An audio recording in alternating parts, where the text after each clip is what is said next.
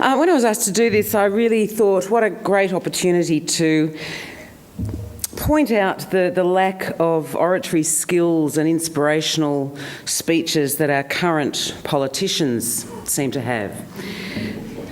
And it seemed like a good moment to go back to Don Watson, who's such a wonderful, wonderful speechwriter and who's sorely missed.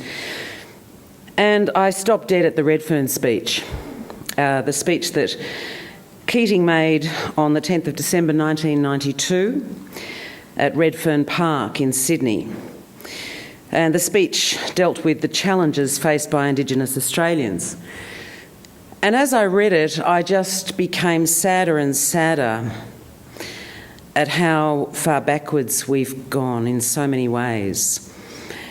This is 20 years ago, and as you will hear, the optimism which is embodied in this speech has wavered. And I choose to pay my respects to the traditional owners of this land, the Kulin people. That's my choice. And I also dedicate this reading to David Numajara, the Aboriginal actor who was found dead in a park a few days ago. Ladies and gentlemen, I'm very pleased to be here today at the launch of Australia's celebration of the 1993 International Year of the World's Indigenous People. This will be a year of great significance for Australia. It comes at a time when we have committed ourselves to succeeding in the test which so far we have always failed. Because in truth, we cannot confidently say that we have succeeded as we would like to have succeeded if we have not managed to extend opportunity and care, dignity and hope to the Indigenous people of Australia, the Aboriginal and Torres Strait Islander people. This is a fundamental test of our social goals and our national will. Our ability to say to ourselves and the rest of the world that Australia is a first-rate social democracy, that we are what we should be, truly the land of the fair go and the better chance. There is no more basic test of how seriously we mean these things. It is a test of our self-knowledge, of how well we know the land we live in, how well we know our history, how well we recognise the fact that, complex as our contemporary identity is, it cannot be separated from Aboriginal Australia. How well we know what Aboriginal Australians know about Australia. Redfern is a good place to contemplate these things. Just a mile or two from the place where the first European settlers landed. In too many ways, it tells us that their failure to bring much more than devastation and demoralisation to Aboriginal Australia continues to be our failure. More, I think, than most Australians recognise, the plight of Aboriginal Australians affects us all. In Redfern, it might be tempting to think that the reality Aboriginal Australians face is somehow contained here and that the rest of us are insulated from it. But of course, while all the dilemmas may exist here, they are far from contained. We know the same dilemmas and more are faced all over Australia. This is perhaps the point of this year of the world's Indigenous people, to bring the dispossessed out of the shadows, to recognise that they are part of us and that we cannot give Indigenous Australians up without giving up many of our own most deeply held values, much of our own identity and indeed our own humanity. Nowhere in the world, I would venture, is the message more stark than it is in Australia. We simply cannot sweep injustice aside. Even if our own conscience allowed us to, I am sure that in due course the world and the people of our region would not. There should be no mistake about this. Our success in resolving these issues will have a significant bearing on our standing in the world. However intractable the problems seem, we cannot resign ourselves to failure. any more than we can hide behind our political opponents' contemporary version of social Darwinism, which says that to reach back for the poor and dispossessed is to risk being dragged down. That seems to me not only morally indefensible, but bad history. We non-Aboriginal Australians should perhaps remind ourselves that Australia once reached out for us. Didn't Australia provide opportunity and care for the dispossessed Irish, for the poor of Britain, the refugees from war and famine and persecution in the countries of Europe and Asia? Isn't it reasonable to say that if we can build a prosperous and remarkably harmonious multicultural society in Australia, surely we can find just solutions to the problems which beset the first Australians, the people to whom the most injustice has been done? And as I say, the starting point might be to recognise that the problems start with us, the non-Aboriginal Australians. It begins, I think, with the act of recognition. Recognition that it was we who did the dispossessing. We took the traditional lands and smashed the traditional way of life. We brought the diseases, the alcohol. We committed the murders. We took the children from their mothers. We practiced discrimination and exclusion.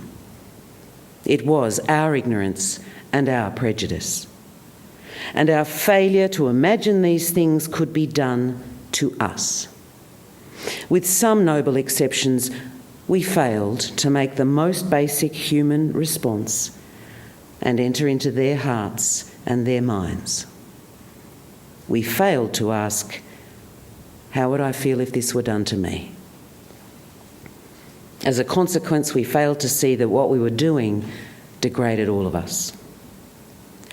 If we needed a reminder of this, we received it this year in the report of the Royal Commission into Aboriginal Deaths in Custody, which showed with devastating clarity that the past lives on in inequality, racism and injustice, in the prejudice and ignorance of non-Aboriginal Australians, and in the demoralisation and desperation, the fractured identity of so many Aboriginal and Torres Strait Islanders.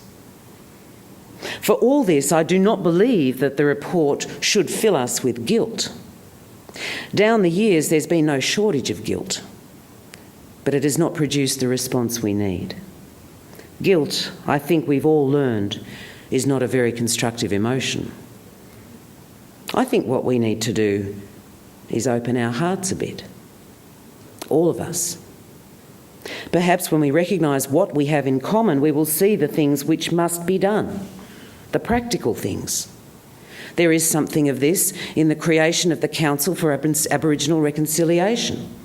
The Council's mission is to forge a new partnership built on justice and equity and an appreciation of the heritage of Australia's Indigenous people. In the abstract, those terms are meaningless. We have to give meaning to justice and equity. And as I have said several times this year, we will only give the meaning when we commit ourselves to achieving concrete results. If we improve the living conditions in one town, they will improve in another and another. If we raise the standard of health by 20% one year, it will be raised more the next. If we open one door, others will follow. When we see improvement, we will see more dignity, more confidence, more happiness. Then we will know we are going to win. We need these practical building blocks of change. The Mabo judgment should be seen as one of these. By doing away with the bizarre conceit that this continent had no owners prior to the settlement of Europeans, Mabo establishes a fundamental truth and lays the basis for justice. It will be much easier to work from that basis than has ever been the case in the past. For this reason alone, we should ignore the isolated outbreaks of hysteria and hostility to Mabo of the past few months. Mabo is an historic decision. We can make it an historic turning point, the basis of a new relationship between Indigenous and non-Aboriginal Australians. The message should be that there is nothing to fear or to lose in the recognition of historical truth, or the extension of social justice, or the deepening of Australian social democracy to include Indigenous Australians. There is everything to gain. Even the unhappy past speaks for this. Where Aboriginal Australians have been included in the life of Australia, they have made remarkable contributions, economic contributions, particularly in the pastoral and agricultural industry. They are there in the frontier and exploration history of Australia. They are there in the wars, in sport to an extraordinary degree, and in literature and art and music. In all these things, they have shaped our knowledge of this continent and of ourselves. They have shaped our identity. They are there in the Australian legend. And we should never forget they helped build this nation. And if we have a sense of justice as well as common sense, we will forge a new partnership. As I said, it might help us if we non-Aboriginal Australians imagined ourselves dispossessed of land we've lived on for 50,000 years, and then imagined ourselves told that it had never been ours. Imagine if ours was the oldest culture in the world, and we were told that it was worthless. Imagine if we had resisted this settlement, suffered and died in the defence of our land, and then were told in history books that we had given up without a fight.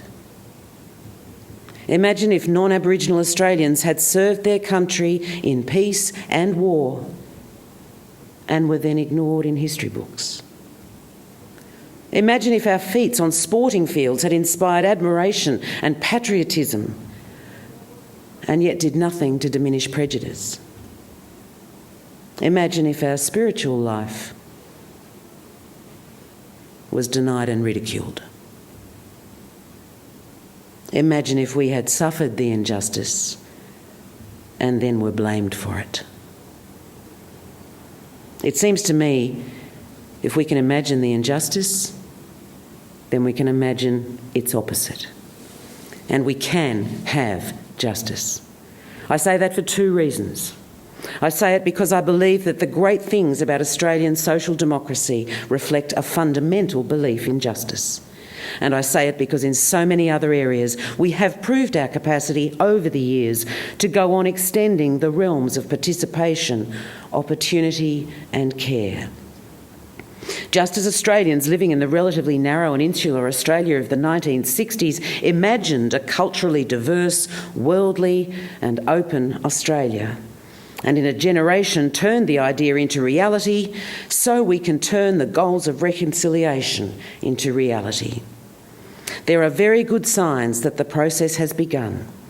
The creation of the Reconciliation Council is evidence itself. The establishment of ATSIC, the Aboriginal and Torres Strait Islander Commission, is also evidence. The Council is the product of imagination and goodwill. ATSIC emerges from the vision of Indigenous self-determination and self-management. The vision has already become the reality of almost 800 elected Aboriginal regional councillors and commissioners, determining priorities and developing their own programs. All over Australia, Aboriginal and Torres Strait Islander communities are taking charge of their own lives, and assistance with the problems which chronically beset them is at last being made available in ways developed by the communities themselves. If these things offer hope, so does the fact that this generation of Australians is better informed about Aboriginal culture and achievement and about the injustice that has been done than any generation before. We're beginning to more generally appreciate the depth and the diversity of Aboriginal and Torres Strait Islander cultures. From their music and art and dance, we're beginning to recognise how much richer our national life and identity will be for the participation of Aboriginals and Torres Strait Islanders. We're beginning to learn what the Indigenous people have known for many tens of thousands of years: how to live with our physical environment. ever so gradually, we're learning to see Australia through Aboriginal eyes, beginning to recognise the wisdom contained in their epic story. I think we are beginning to see how much we owe Indigenous Australians and how much we have lost by living so apart. I said we non-Indigenous Australians should try to imagine the Aboriginal view. Can't be too hard. Someone imagined this event today, and it is now a marvellous reality and a great reason for hope. There is one thing today we cannot imagine. We cannot imagine that the descendants of people whose genius and resilience maintained a culture here through 50,000 years or more, through cataclysmic changes to the climate and the environment, and who then survived 2 centuries of dispossession and abuse, will be denied their place in the modern Australian nation. We cannot imagine that. We cannot imagine that we will fail. And with the spirit that is here today, I'm confident that we won't. I'm confident that we will succeed in this decade. Thank you very much for listening to me. Isn't that sad?